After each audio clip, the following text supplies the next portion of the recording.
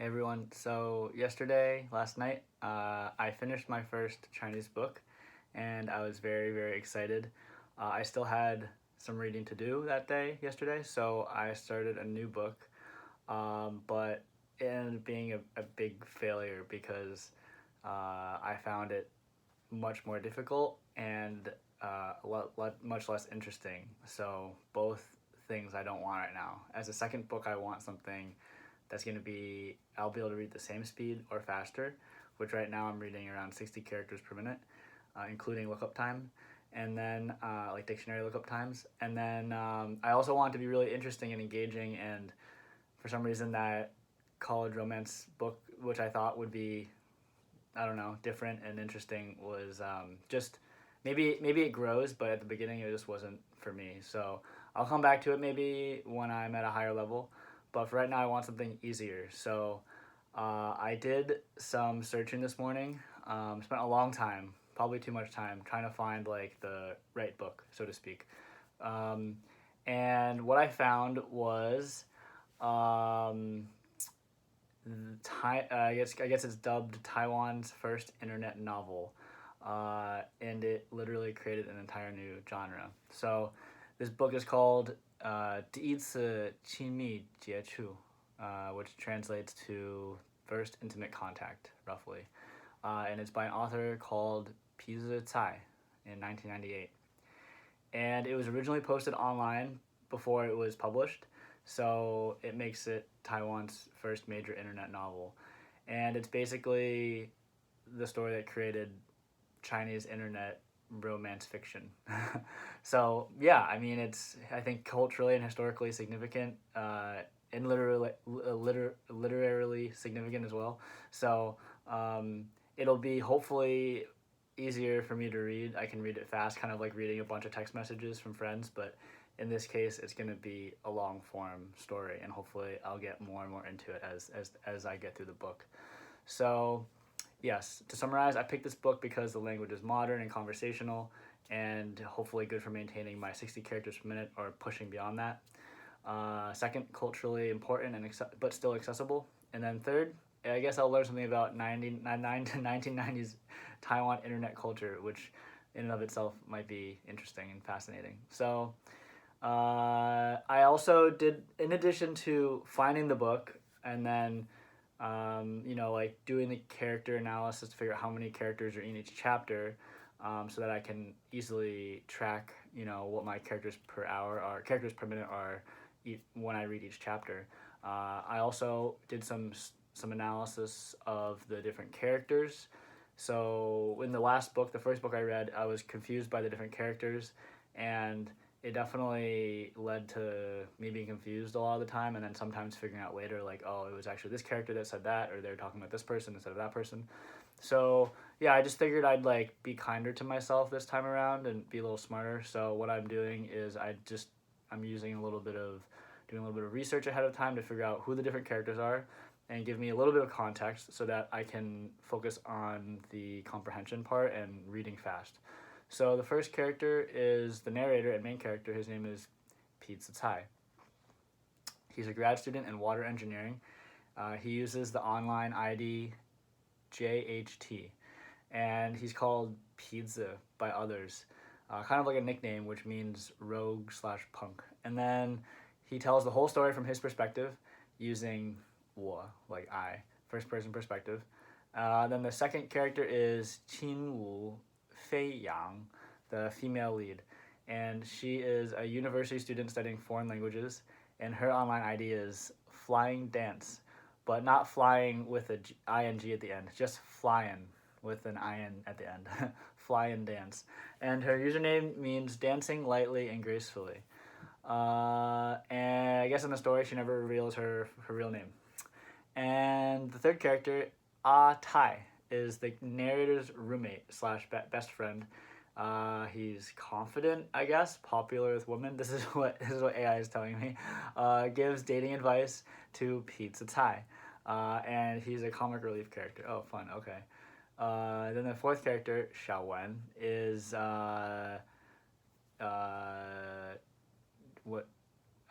Qinwu Feiyang's roommate, the main female lead's roommate.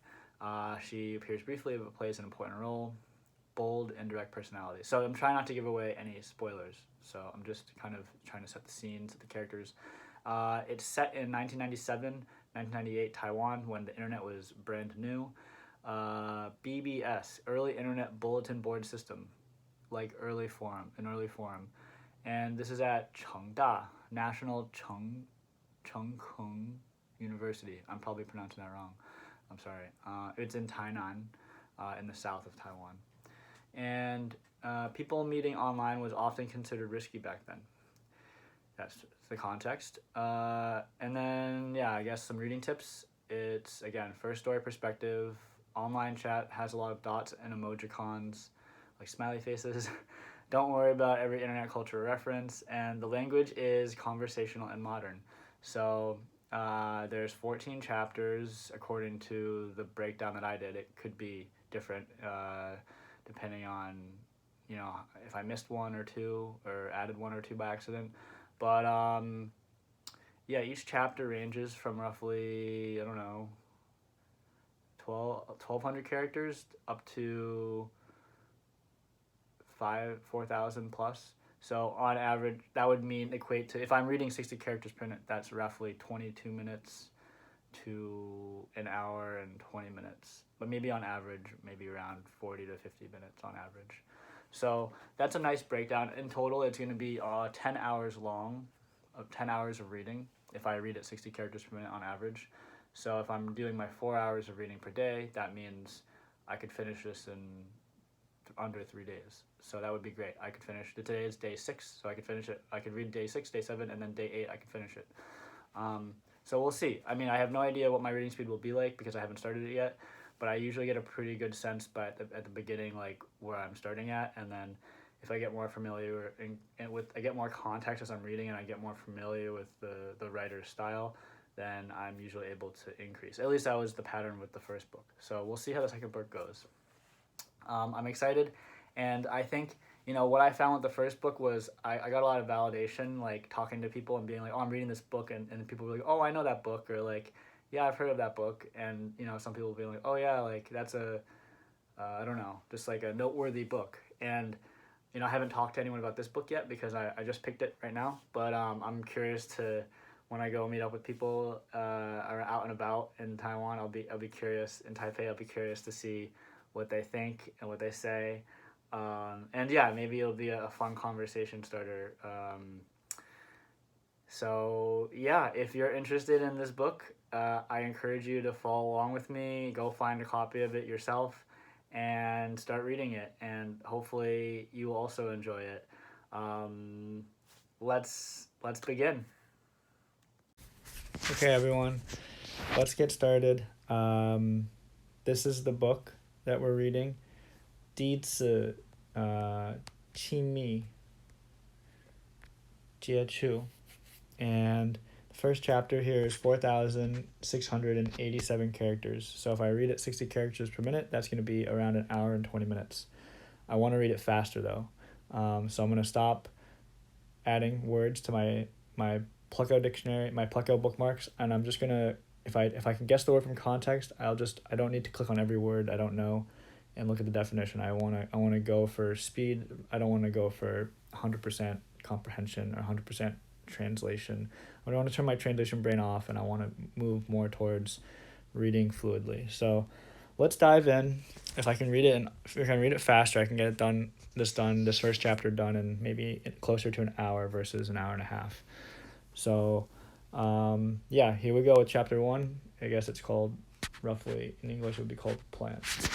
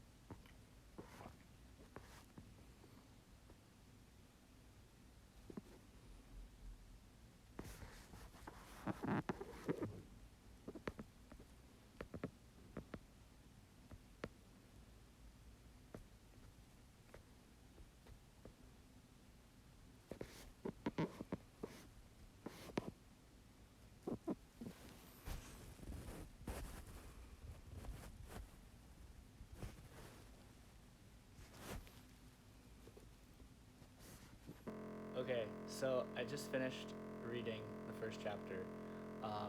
Sorry about the button noises. I'm gonna work on getting cleaner audio. I think I could use these headphones. It'll sound more clear, less. It'll just sound better. Um, and I don't really know if I should be silent the entire time.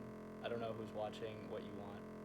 If you want to be reading in silence on your own, like focused, like study with me kind of thing, or if you'd like me to provide commentary as I'm reading. But I took notes, and I'm gonna share my initial thoughts. Um, well, I mean, I don't really know if this. I don't know. I'm curious what people nowadays, Taiwanese people nowadays, think of this book. But when I was reading it, I was thinking about how I don't think it really aged well. I don't think it's really aged well. I mean, a lot has passed. A lot of time has passed since 1998, and right now 2025. It kind of felt like it was kind of like I grew up watching The Office and growing up in the U.S. And I mean that show was really funny when I was a kid, growing up like a teenager. And now when I watch it, I like cringe every time. Like, oh, it didn't age well. It's like sexist and racist and all these things. And I feel like this book is, yeah. I mean, it probably just captures the moment in time, which was 1998. So yeah, I mean, it's just like perpetuating a lot of probably harmful stereotypes, um, generalizations about men and women, guys and girls. So I just want to give that caveat. That was my interpretation. That was my immediate reaction. And if I was doing a book club and there were other people I was reading this book with, I would probably bring that up because, yeah, it caught me off guard, and I was like, oh, this book will be interesting, and I'll learn a lot about, I don't know, internet dating culture in the late '90s, and I'm sure I will continue to. But I will say that the book, it has caught my attention. I find it interesting, despite its problematic, I mean, nature maybe. Like I wrote down just a few notes, things that I read that I was like, is this me misinterpreting or mistranslating things, or just maybe it's just written in a kind of more crude, kind of honest way, I guess, as of this author writing in 1998. But they had this reference at the beginning for like dinosaur or konglong, and I wasn't sure what that meant, and I still don't really know what that means. If it's referring to people in general, like that are like kind of online fishing kind of a thing, or like catfishing, I guess, where they're like they say they're this age and this look like this, but then in reality they look a lot different, and maybe aren't as attractive as they as you thought they were, or if it's specifically referring to women in this case. I don't know. Either way, I was like, this is something. And then in the last book I read and this book, Ren Jian Bian Li Dian, and then this book, there's like this reference to dong, like animals, and referring to people as animals. And yeah, I don't really know what that's about, but I don't necessarily think it's meant to be like degrading to people or to like themselves, maybe self-deprecating. But there was that reference, and I wasn't sure if that was in terms of men and women or just women in this case. But I don't know if it's appropriate, inappropriate. I don't know what they were trying to do literarily with that. And then there was another phrase that when I looked up in Plucka what it meant, it's called guahu. It means transfer ownership. I mean, that's the literal translation in Plucko. And it was referencing like his roommate who's like really shy, really tall, like just a really good looking guy, and how like the main character, the guy writing the book, is like the opposite, and how he struggles to attract women, and his roommate always has many women in his life. And he was referencing like, oh yeah, he's a really good friend because he like meets all these women, and then I think he's trying to say like he introduces them to him, but in the way he wrote it, he wrote guahu, which I think plugging into Plucko literally translates to transfer ownership. And again, yeah, it goes back to like maybe the problematic way this book was written, because women are people and people are not are not property, of course. But yeah, just my initial thoughts, and that's my summary of my interpretation, my impression so far. And I said at the beginning it was around over 4,000 characters this chapter, but I accidentally misspoke. That's for both chapter one and chapter two together. This chapter one was only 2,000 characters roughly. So I read it in 38 minutes, 22 seconds. So that would be an average speed of 52 characters per minute, which is slower than. It's probably close to on average with what I was reading before with the last book, but it's slower than like my peak speed, which is 60, 65, 68 characters per minute. So I think with this book, the more comfortable, the more into the book I get, the more used to the author's writing and like a lot of the characters, all the words, a lot of the vocab will start to repeat itself. So I'm confident that I can get back up to 60 and probably even exceed that for this book. So I think right now how I feel is that this book is a good fit for me for my second book, and it is very colloquial, it's very casual the way it's written. It does use a lot of everyday vocabulary, so I'm hopeful that it is despite its kind of poor way that it's aged over time. I think it'll be both easy for me to read, and it'll be good, it'll be engaging, and it will also be easy, which are the two criteria I'm looking for right now. And then so yeah, this is the first chapter. There's 14 chapters. I'm excited to like read through this book, get it done in a couple days, 2-3 days, and then be able to start a new book. So that is my summary for this first chapter, and then in future chapters I'll try to if it feels right, I'll provide some commentary. I can play around with being silent and providing comment, and I can play around with providing commentary, see what people say, if people are watching this or not. Mainly this is for my own documentation, so I can go back and look at my progress over time. But if other people find it interesting, I'd be curious to know. Leave a comment. Do you want it to be silent and just study with me time, or do you want it to be more me providing my commentary as I read it, and versus providing at the end? Okay, I'll see you later.